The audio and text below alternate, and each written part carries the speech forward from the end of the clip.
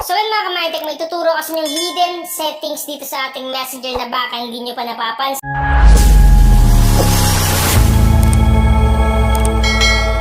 Or hindi nyo pa nakikita. So itong messenger settings na to is talagang napakalapit kasi nga malaking tulong to in case man na gusto mo makontrol yung mga messages nyo sa mga conversation. Halimbawa yung mga friends ka at may mga palitan kayo ng conversation. Kung ayaw mo ma-share or kung gusto mo kayo lang yung nakakabasa or nakakakita, walang problema. So itong settings na to is napaka-importante dito kaya make sure lang na panoorin yung video nga matapos para malaman nyo kung ano yung settings na yun at kung paano gamitin.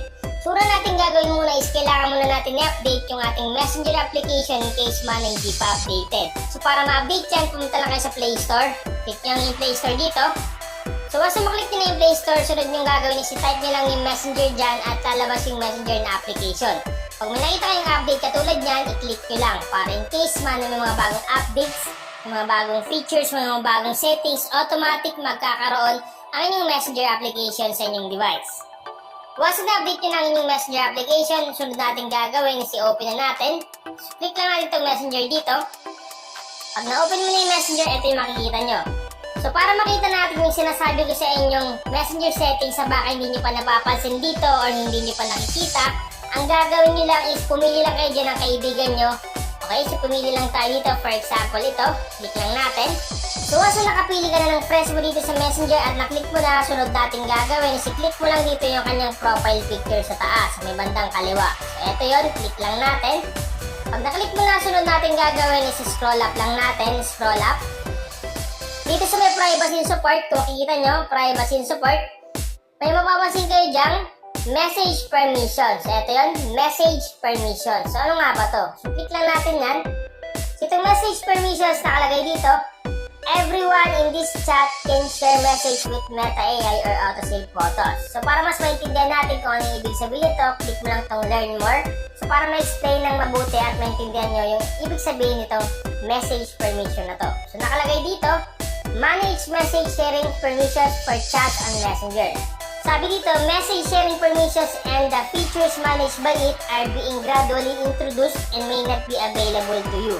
Message sharing permissions are not available for some types of chats, including marketplace chats or community chats.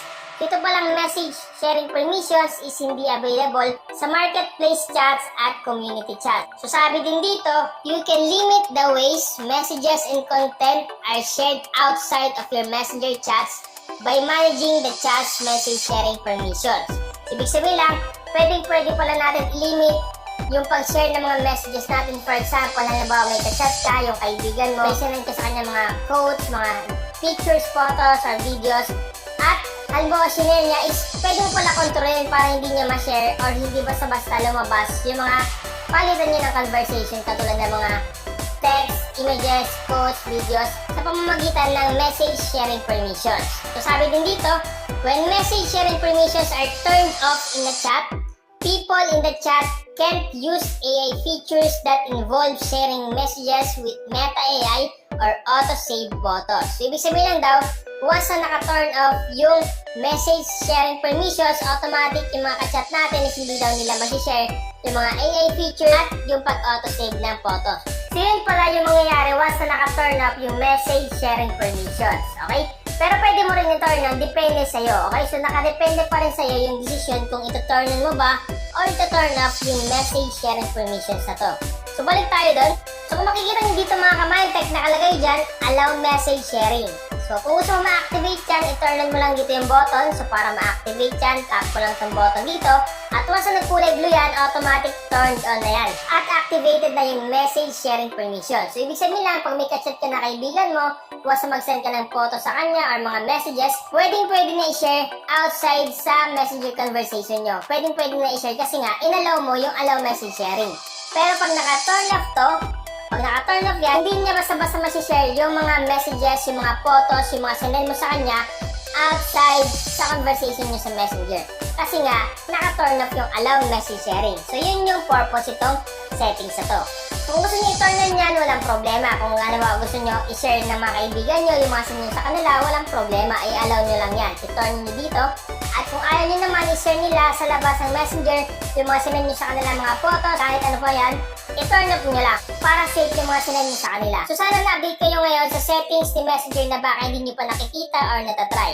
So sa ibang device, automatic meron lang nito. Sa ibang device naman is wala pa. So depende pa rin yan sa update ng Messenger. So para magkaroon kayo, lagi nyo lang i-update ang inyong Messenger application sa Play Store. Sana nakatulong tong vlog. Once again, this is Mindtex TV. Thank you, and God bless us all. Kung nakatulong ang video na ito sa iyo, please subscribe and click the notification bell para updated ka sa aking mga bagong tutorial.